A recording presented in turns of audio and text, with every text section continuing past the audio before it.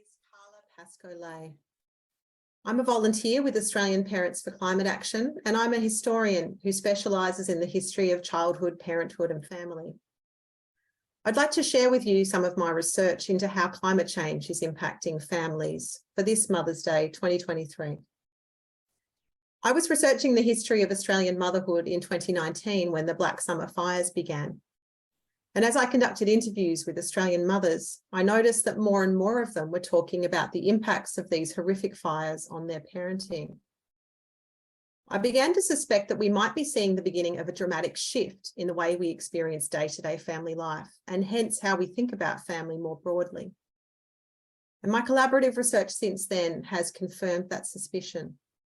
I've been working on two projects with colleagues. The first is interviewing young women in their reproductive years about their feelings around having children. We've spoken with women in their 20s and 30s from all over Australia, and what they've told us is heartbreaking. Many of them want to have children and grew up imagining that they might become a mother. But their growing understanding of the climate emergency leaves them feeling uncertain and afraid. They're not sure whether it is fair and ethical to bring new life into this world when the environmental outlook is so bleak. These women feel deeply sad and often misunderstood by parents and friends and family.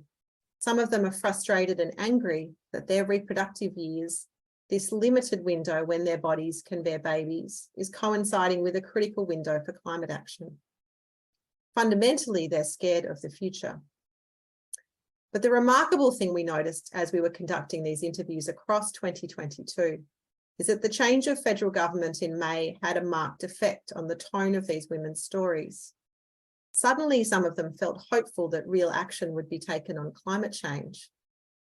It was powerful evidence that political decisions can influence people's mental and emotional health, and also very intimate decisions about family made in people's personal lives.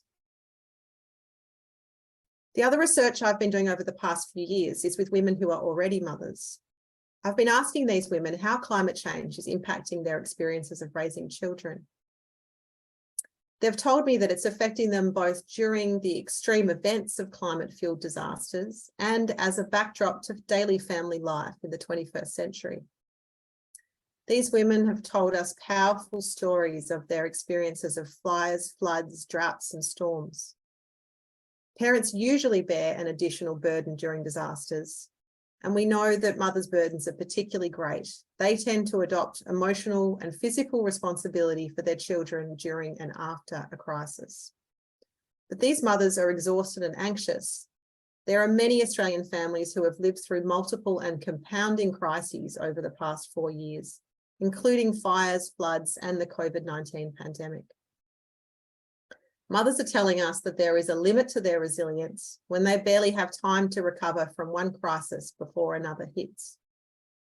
And mothers are also telling us about the broader emotional impacts of living through climate change. They are worried that their children can't enjoy the same natural places and seasonal changes that they did.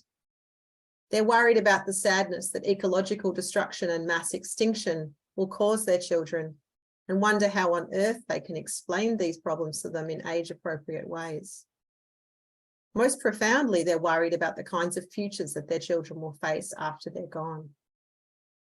My research has convinced me that the impacts of climate change are much broader and more profound than we usually acknowledge. So if we decide now that we're not prepared to do everything in our power to tackle the climate crisis, we had better be sure we understand exactly what is at stake. Climate change threatens everything we hold dear in our human lives, including some of the things that are most important to us, like family. But one of the heartening things we've analysed in this research is that parents feel a particular responsibility towards the future, as it's embodied in the form of their children. Parents often feel called upon to preserve the future because it means preserving their children's futures.